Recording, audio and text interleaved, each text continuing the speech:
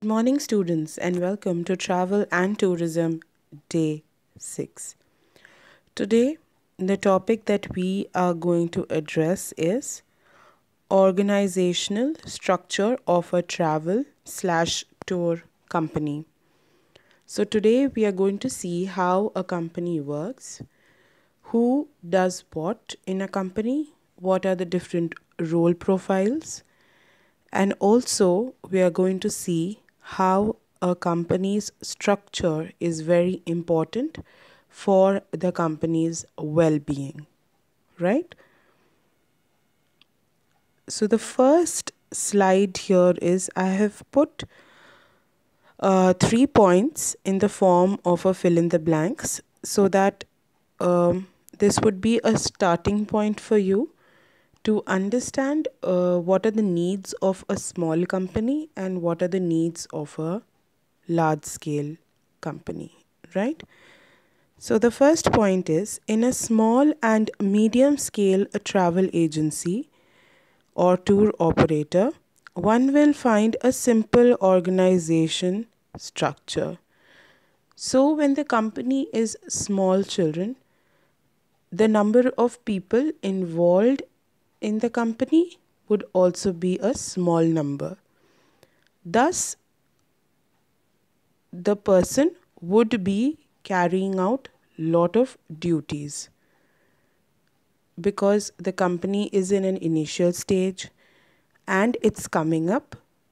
So, individual staff would be doing a lot of other duties and would be following a lot of role profiles for the time being. Because the company is still small, it's under the process of expanding.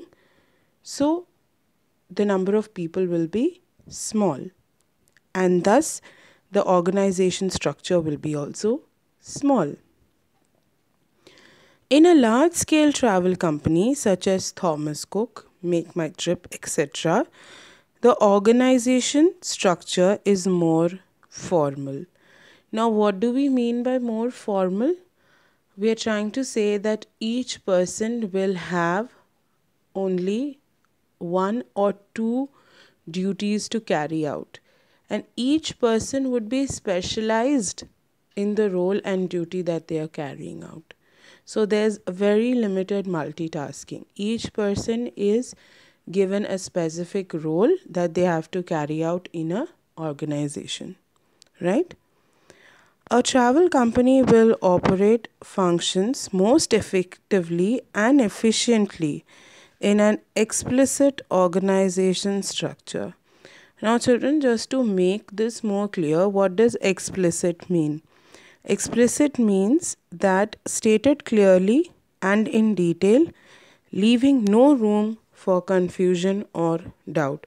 So, a travel company will operate efficiently and effectively in an explicit in a sense that all the duties and details and instructions are very clear. There should be no room for confusion because, as you know, children, as the hospitality industry is also a very service related industry, so is travel and tourism.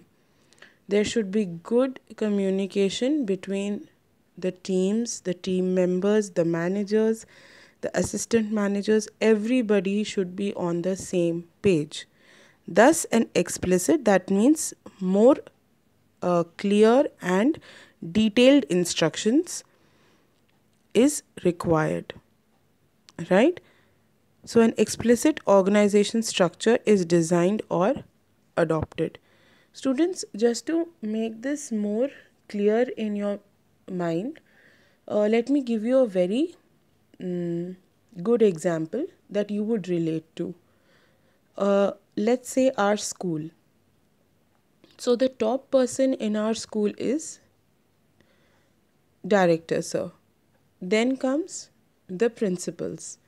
Then comes the HMs. Then come the HODs. Then come the teachers. This is one hierarchy. Now let's look at the other side. We have the office staffs who are taking care of the official duties. Then we have the frontline people who are taking care of the cleanliness of the school and other activities that need to be done. Then we have the security. So the security team will look after the security of the school. Then we have the gardeners. So children, do you see that Faith Academy is an organization? And then come the different role profiles that everybody has, right? So you need to understand the larger the travel organization, the larger the number of people involved in it, and their role profiles are very specific. Now let's see how a sound organizational structure of a travel company brings forth benefit to the company and the travel business. So first thing, why a structure? You all may think a company can just run like that. Why a structure? Students, what happens is when you are running a company, there are a lot of things that are involved, and we need good professional people to come in, to step in, and do the best for the company, right? And one person cannot do everything. Every person needs to have a specific duty, a specific role profile, and a specific guideline so as to how the work needs to be carried out. So that's why we need an organizational structure, right? And how does it benefit the company? Let's see the 6 points. It develops sound and up-to-date management practices and systems and strategies. So students, if you look at it, let me give you the example of our school again. Every year's record is maintained, right? The teachers are maintaining all the marks of the students. So that's a management of how the students have performed in a particular class. Supposing, like say when your parents come to meet the teachers in school, you all know that your parents sign in the teacher's register. That's also like maintaining a record. When visitors come to school, in the gate there is a register that is kept. So people have to come in, they have to sign, they have to write their details, and then they are given a visitor pass, and then they enter the school. So these are what? These are up-to-date management practices and systems and strategies. So the same way a company also needs to maintain a lot of things, a lot of records, a lot of details. So it gives an up-to-date management practice, right? It also develops effective leadership skills. Now, say in a company there can be the director, there can be the CEO, but there are also assistant managers, there are team managers. So everybody at some point of their career get a chance to lead, and slowly they learn the art of leadership. So it develops effective leadership. Growth and diversification. Every company grows, and when it grows, it needs good people on board. And so they look out for candidates who can come and join their company. So growth and diversification is a part of every company, and it is a very essential part. Optimum use of human assets. As I said, people come in and people go, and we need good hands in the company. So optimum use, full and complete use of human assets, right? Stimulates creativity. Now when you say creativity, one would think, why would you need creative minds in a company? Now when people are, say, let's say a travel company, you need to put out creative and innovative posters. You need to come up with innovative marketing strategies, something creative, something out of the box. That's when creativity steps in. And that's where creativity is very, very important when it comes to the travel and tourism sector. Marketing is something very important, and that's where you attract people, and that's where the growth comes. The more the people, the more the profit, the more the growth. So it stimulates creativity. Effective coordination between various departments, very important, children, because in travel and tourism, if there is no coordination, if one person says something and the other is not on the same page, they can create a lot of confusion, due to which your customers would not be happy. So it creates effective coordination between the different departments. That's why there needs to be a sound organizational structure, and this is how an organizational structure would bring benefits to the company. Moving on. Now, this is some details that would give you an idea of what this organizational structure is all about. And this is from your text, children. So I'm going to read out, but there are some important points that I have underlined. The organizational structure of a travel or tour company is the formal or quasi-formal network of reporting or controlling relationship, and the power and the duties associated with each role in this network. The network of reporting relationship is commonly depicted through an organizational chart, but there are many travel companies, mostly young and small, in which the structure is implicit rather than explicit. Now, children, this is very important because there are some companies that are still, developing, right? And if you can say startup companies that are coming up, new companies that are coming up, they would have a very implicit structure. Implicit means not very detailed. A lot of people will be not hired in this company. They are very limited people, and they carry out a lot of duties, and it's not very structured, it's not very detailed.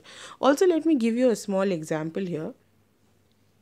Now, if you take a movie star, say supposing Shah Rukh Khan. Now, when he was starting his career, he would only have, say, 2 or 3 people who are working for him. For example, it would be his manager, it would be his makeup man, and it would be his driver, supposing. But now, after he's become a superstar and people know him and he's so popular in Bollywood, if you ask him today, there will be a lot of people who will be working for him. For example, there will be one person who will be just working on his diet. There will be one person who will be only focusing on his fitness. There will be one person who will be only focusing on getting him good advertisements. There will be one person who will be focusing on getting him only good movies. There will be one person who will be taking care of his vanity van. So there are a lot of people now in his team, right? So if you see this example, this is very apt. When the company is starting, there will be few people, right? And the structure is very, yes, you're right, the structure is very, very implicit. It's not detailed. The moment the company is growing, the moment the company is coming up, there will be a lot of people involved, and the structure has to be explicit, totally detailed, right?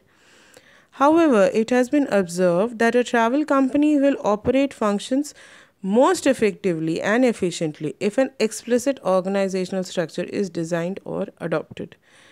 Practically, organization charts do not exist, nor does the role description. Yet, if one views around, one can discern a hierarchy of authority, some division of work, some specialization in functions, some role specializations, and so forth. which are hallmarks of an organizational structure. Now, children, this is the same thing that I told you about, that there are different functions given to different people and roles are specific. But when the company is small, uh, an individual would have to multitask and do a lot of things that are beyond what they know also. They have to learn and they have to do it. Now, moving on to the next slide. The organizational structure of a large travel or tour company is shown in figure 1. Okay, that is this, which I'll be coming to later, but let me finish off with these points first. So, the organizational structure of a large travel or tour company is shown in figure 1. The chart depicts the visible superstructure of departments and the important reporting and functional relationship in the organization of a travel company. Now, when they say important reporting and functional relationships, let me put this in a way which you would understand. In a school, the HMs, that is the headmistresses, would be reporting to the principal, right? The principals would be reporting to the director. The same way the staff, that is the teachers, would be reporting to their HODs, and HODs would be reporting to the HMs. So there is a structure, there's a hierarchy in the sense something which has levels, like level 1, level 2, level 3, level 4. So the same way in this whole functional relationship, there is an importance given to reporting. Who reports to who, right? So this is what they are trying to tell you. The chart depicts the visible superstructure of departments and the important reporting and functional relationship in the organization of a travel company, right? The structure consists of managerial hierarchy from top level to junior level managers and assistants. Normally, a large scale travel company has two parts: head office and number of branches within the country and abroad. It is also common that headquarters or registered offices would have several divisions such as research and planning and travel and tour division, etc., and so forth. However, in the branches, one will find few departments according to the requirements of specialized particular areas. So this they're trying to bring another point here, that supposing Make My Trip, the head office is in Delhi. So there'll be a lot of departments, right? Like research, planning, tour division, etc. But if it's having a branch in some other place, the office would be small, okay, and it would be according to the requirement of a specialized particular area, right? So in that area you would not be needing someone to do research on the trips or making posters on the trips, right? So this office would be having less staff and few departments, right? Obviously, in a designing organization structure, a travel company is free to use any means of departmentation that are appropriate to its business operation, type of customer, travel cooperation, its services, its service and specific function and activities to achieve a mission or goal and the core values, etc. Now, students, this point, when we are talking about this point, obviously in designing organization structure, a travel company is free to use any means of departmentation. So what does this mean? That it, at the end of the day, it depends on the company what they want to do, whether they want to have a formal setup or they don't want to have a formal setup. All right, now let's look at this chart. So it says chairman and CEO, there's a legal advisor, there's an external auditor, and then there's the director. Now there's finance and administration, there's marketing and business development, there's inbound, outbound, domestic, flights, MICE division, and IT, right? So if you look at finance and administration, there's human resource and administration, and there's accounting and finance. So human resource is basically the department that deals with hiring the people for the company. So HR, they usually say that. And accounting and finance to see the profit, the loss, how the company has been doing over years, and whether they are in a loss or their company is doing really well. So that would be the accounting and financing. And marketing and business development, India office and overseas office. So they have overseas offices also, all right. And marketing is basically seeing how the market is and what are the different strategies that they need to come up so that their products are sold, and how they can attract the customers, and what's happening, I mean what's going good, and what are the customers wanting in a travel package or whatever. So they will be trying to investigate how they can get more customers. All right. Inbound division is sales department, operation department, product. So there are a lot of other departments. So you can see there's a hierarchy. There's the top person, then there are a few others, and then there are subdivisions, and then there are more people and teams involved in those subdivisions. And students, you need to understand that each team will be having different managers, assistant managers who will be helping this team to run. And then finally, they would report to their head, and the head would report to the chairman or the CEO.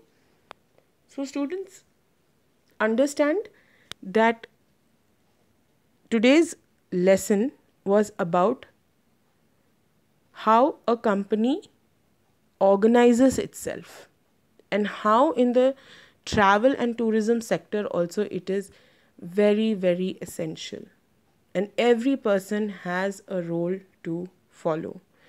Some of the key takeaway points from today's lesson has to be, first thing, that the head office is different from the branch office. Head office will be having a lot of departments, but the branch office would not be having, right?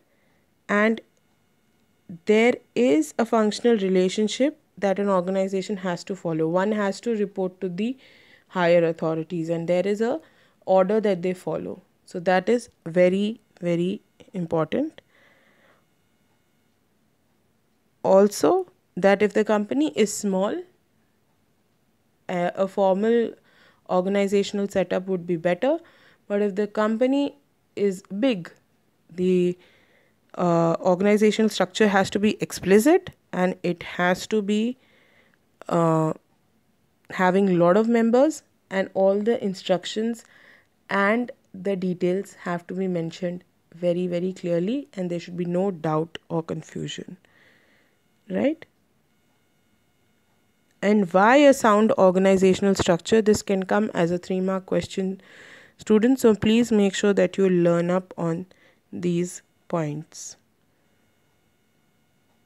Right? You can also be asked, give 2 examples of large scale travel company. This can be for a 1-mark question. So students, this is it for today's class. Organizational structure of a travel and a tour company. I am not giving you an assignment for this class, but I do want you to go back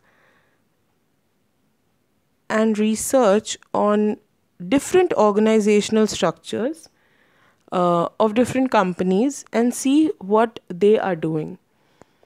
And also I want you to go and open up the site for, say, Thomas Cook or Make My Trip or Yatra or whatever, and find out exactly whether do they have overseas offices, and if yes, where do they have it, find out.